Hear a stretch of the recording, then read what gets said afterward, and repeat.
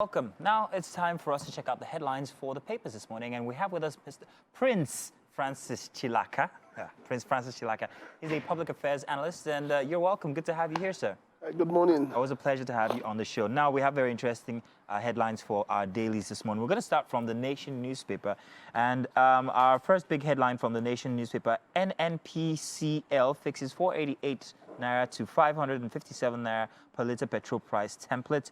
Price to fluctuate in accordance with market forces, and NLC TUC demand return to old price. Government negotiation continues.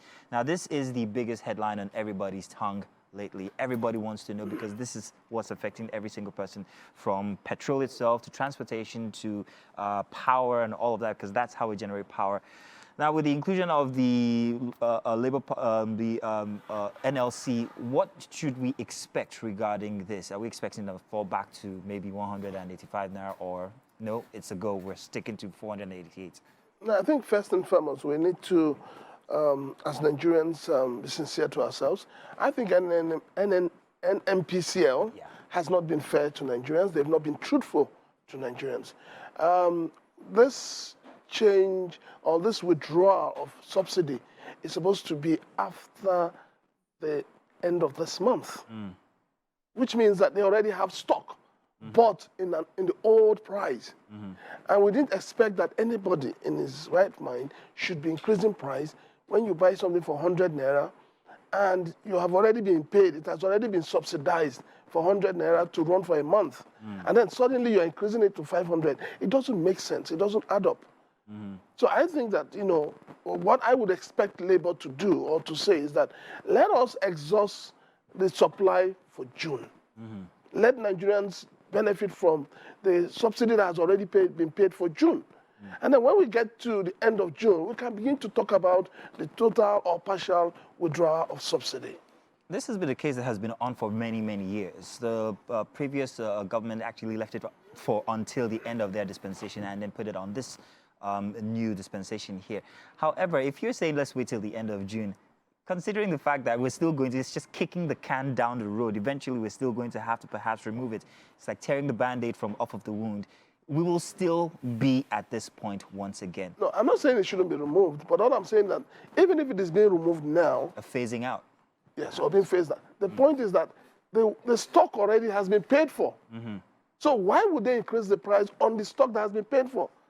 Is it not cheating on Nigerians? Is it not insincerity? So we must address issues the way they are and say, this has taken place. This is what needs to be done. Government wants to stop the what they call the scam of subsidy. Now, the NNPCL is also scamming Nigerians by coming out boldly to increase the price. When they bought the thing at, say, 100 Naira, they now want to sell at 488 Naira, making profit for themselves and for the marketers. This is totally unacceptable. So in your view, what do you think the position of the NLC might be now regarding way forward? Worst case scenario? I think Nigerians have really lost interest and faith in the NLC. We always know that they will come out, make noise, and it ends there. We have not had a labor body that defends the rights of Nigerians. Because you have the unions as part of the transport union. They too have increased their prices. So you cannot be saying NNPC cut your price.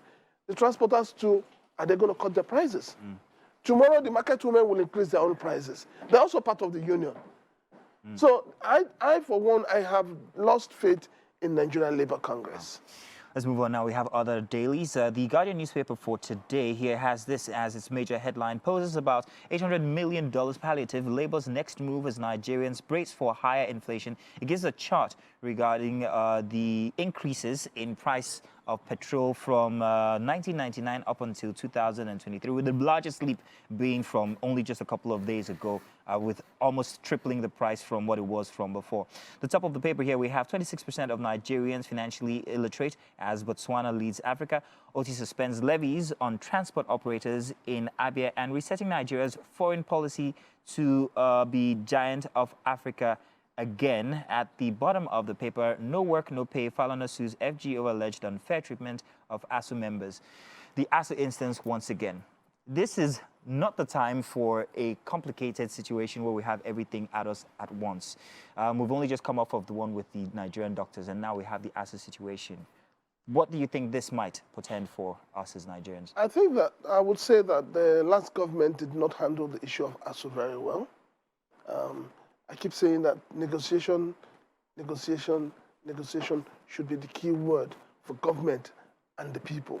We should be able to sit down and discuss. That is how you solve a problem. But the last government didn't do that. They didn't handle the matter very well. They ended up creating a parallel body, and then something else happened. You started paying another group, the same lecturers, but different body. You were paying these people complete. You were paying these people half. And that is where the problem is. Because the government must understand that everybody goes to the same market. There is no special market for anybody.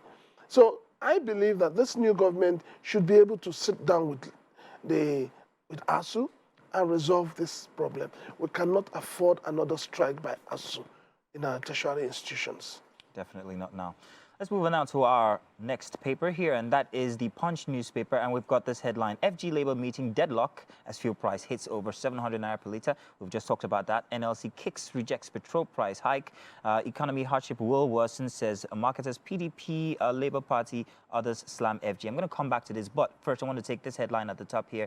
CBN multiple exchange rates may increase debt burden.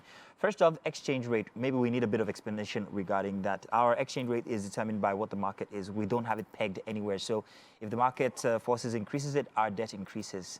New dispensation, how are we going to manage that in your view? Well, the new dispensation should be able to peg it. No country runs on a free will.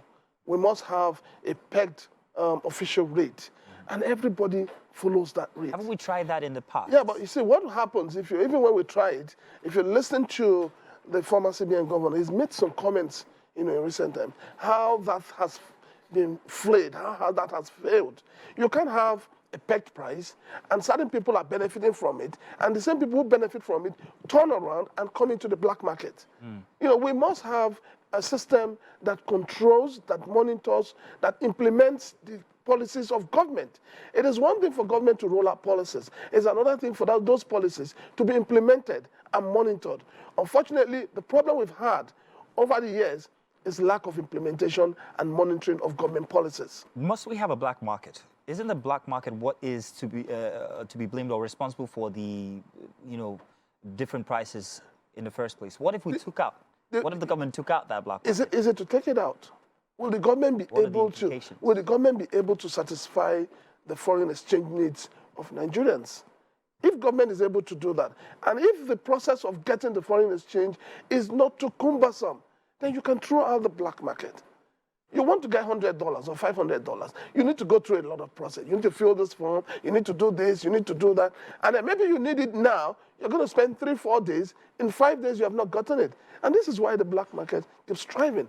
We must remove such bottlenecks to ensure that if I want $100, I walk to the bank, across the counter, I apply for, I get it, and I leave. Well, that's what the CBN is there for. They are the biggest buddy. But you and I know that you cannot just go to the CBN or go to any commercial bank and get, except you're getting money from Western Union. Even Western Union, now, they will tell you sometimes there is no network. It's not working. They don't have dollars. We must break these bottlenecks.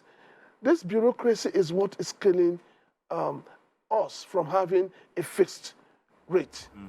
Prince Chilaka, it's good having you here once again. Unfortunately, we can't take any more of the headlines for this morning, but you've done justice to every single one that we've thrown your way. Thank you very much. Thank you. Looking forward to having you back again, maybe before the end of the week or maybe next week.